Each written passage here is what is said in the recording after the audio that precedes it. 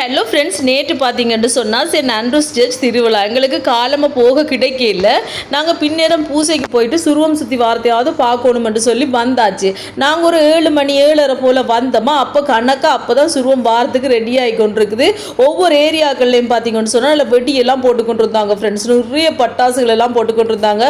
ஒவ்வொரு சின்ன பிள்ளைகளையும் பார்த்தீங்கன்னா தூக்கி தூக்கி அப்படியே ஆண்ட்ரூஸ் விட்டு அப்படியே பிளஸிங் எடுத்தாங்க. இந்த வீடியோ பார்க்குறவங்க எல்லாருக்குமே அவர்கிட்ட பிளஸிங் கிடைக்கும். சரியா? யார் யாரெல்லாம் என்னென்ன ஏக்கங்களோட என்னென்ன தேவைகளோடு அவர் ப்ரே பண்ணுறீங்களோ உங்களோட எல்லா தேவையும் அவர் சந்திப்பார்.